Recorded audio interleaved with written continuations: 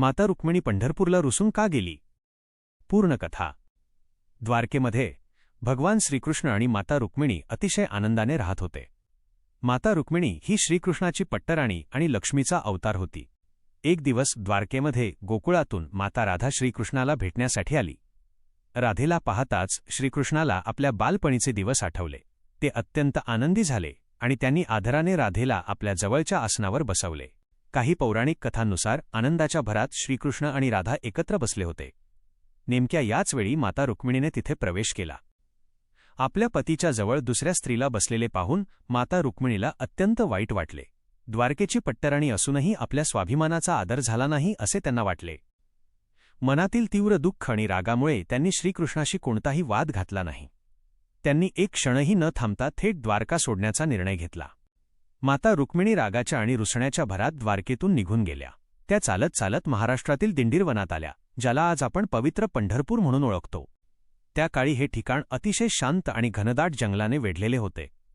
माता रुक्मिणी तिथे चंद्रभागा नदीच्या काठी एकांतात राहू लागल्या आणि त्यांनी तिथेच तपश्चर्या सुरू केली. दुसरीकडे द्वारकेमध्ये जेव्हा श्रीकृष्णाला समजले की रुक्मिणी रागावून निघून गेली आहे तेव्हा ते अत्यंत व्याकुळ झाले. त्यांना आपल्या चुकीची जाणीव झाली. ते रुक्मिणीचा शोध घेत घेत द्वारकेतून थेट महाराष्ट्रातील दिंडीर वनात आले. तिथे त्यांनी रुक्मिणी मातेला शोधून काढले आणि तिची समजूत काढण्याचा खूप प्रयत्न केला.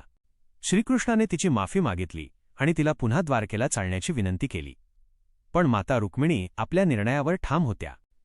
त्यांनी श्रीकृष्णाला सांगितले की माझा राग शांत झाला असला तरी स्वाभिमानाखातर मी आता तुमच्यासोबत एकाच आसनावर किंवा एकाच मंदिरात बसणार नाही. श्रीकृष्णाने त्यांच्या या निर्णयाचा मनापासून आदर केला. याच प्रवासादरम्यान श्रीकृष्ण त्यांचे परमभक्त पुंडलिक यांना भेटायला गेले. भक्त पुंडलिकाने आपल्या आईवडिलांची सेवा करत असताना श्रीकृष्णाला उभे राहण्यासाठी एक वीट दिली. रुक्मिणी मातेच्या मागे आलेले श्रीकृष्ण त्या विटेवर उभे राहिले आणि तिथे स्थिर झाले, ज्यांना आपण आज विठ्ठल म्हणून पूजतो. रुक्मिणी मातेच्या त्यावेळच्या रुसव्यामुळे आणि शब्दांमुळे पंढरपुरात विठ्ठलाच्या मुख्य मंदिराच्या मागे काही अंतरावर माता रुक्मिणीचे स्वतंत्र मंदिर उभारण्यात आले. आजही पंढरपुरात विठ्ठल आणि रुक्मिणी माता एकत्र एकाच गाभाऱ्यात नसून वेगवेगळ्या मंदिरात आहेत.